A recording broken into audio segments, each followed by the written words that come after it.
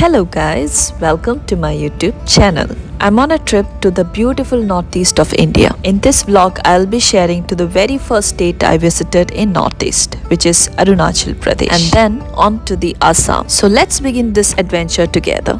So before heading to Arunachal Pradesh, it is always best to book the tourist ILP in advance. You can easily do it online just a day before your trip. So first we had to head to Guwahati station in Assam, which is a long journey from North India. It was 2 days journey by train to Guwahati. We ordered our food on Zomato. We enjoyed, ate and explored each station. Once we reached Guwahati railway station, we had to wait for several hours for our next train to Naharlagun, which is in Arunachal Pradesh. This station is known as the gateway of Northeast. The best part of the station is the executive lounge, where you can rest for hours at a very affordable price. In the lounge there are two types of seatings, one the normal sofa, the other one which I chose was recliner in order for me to sleep for hours, and it was safe enough. After resting for few hours, then we started our train journey from Guwahati to Naharlagun. We went during the monsoon season, but it actually did not rain. So now we are heading to Naharlagun railway station, and then from Naharlagun we will be going to Itanagar, which is the capital of Arunachal Pradesh. From Itanagar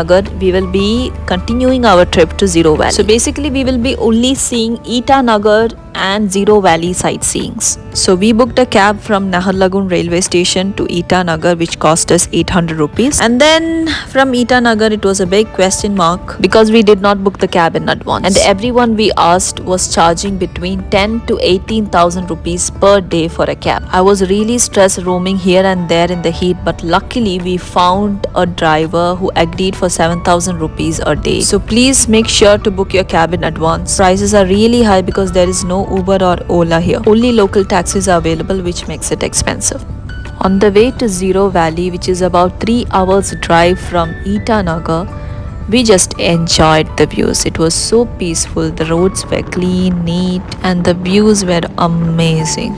We stopped by this restaurant which was placed on the first floor of the building. We randomly came here. We didn't know about this restaurant. The ambience and the seating of this restaurant were too good. And we just ordered a tea and momos. That's it. And to be honest, this was the best momos I had in my entire northeast trip. The taste was just outstanding. It was unforgettable. After this, they gave us a chicken soup to taste. They told that the flavors added in this is all traditional. And this was also really tasty. I don't know what flavor they added, but it was too good. Once we reached Zero Valley, we decided to do some sightseeing first before we checking into a hotel. So first we came to the scenic lake where you can do water rides, zip lining, etc.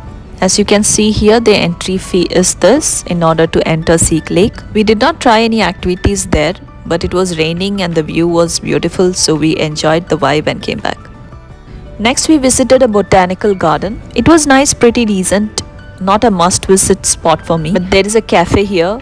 You can have coffee and enjoy the view. So Zero Valley is in the lower Subansiri district of Arunachal Pradesh. So while applying for the permit, make sure you apply for the right district. So this place is mainly for the local tribal villagers to stay, to work on the rice fields. So you will see their food is mainly rice with some curry like bamboo shoot with any meat. We tried to have their local food. We just wanted to taste the bamboo shoot curry with the local chicken. To be honest, I did not like it at all. There was no spice. It was just bland. No, this is not the food for me. Then we met this cute tribal woman passing by the rice fields. We couldn't understand each other's language, but it was still lovely meeting her. And finally, after exploring the community, villagers, their houses and the rice field, we came to our hotel to check. His hotel's name is Anne Zero. The rooms were clean and decent. The best part of the hotel is the view.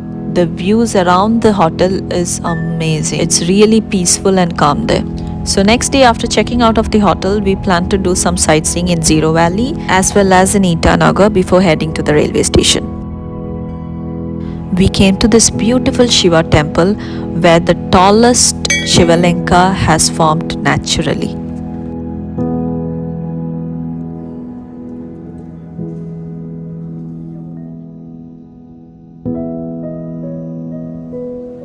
For lunch we had this vegetable thukpa.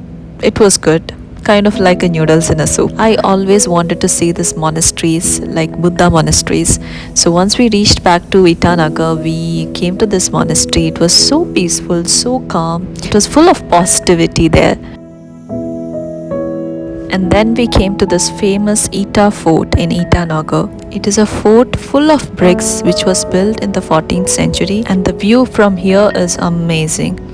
We spent some time walking around here, and then we headed back to the railway station in order to go to Guwahati railway station. When we reached Guwahati railway station, it was past midnight. So we thought of resting in the executive lounge of the station. As I said earlier, this is the best part of this station. The next morning, after checking into Mayflower Hotel in Assam, we began our journey to explore the state. Guwahati was so crowded, so we took this rickshaw and explored the local markets over there. For lunch, we went to a restaurant named Paradise. This restaurant is famous for its thali, and we tried their traditional Assamese thali, and it was good. Next, we headed to see Brahmaputra river. There are many locations to view the Brahmaputra river. One side if you go, you will see the park. Other side if you go, you will see the shore and the ferry side where there is a walkway also. I feel it is better to go to the park and view the Brahmaputra river because the walkway is so crowded with people, pollution, cars, etc. We bought few fresh fruits, snacks, and then we came back to hotel to rest for the next day.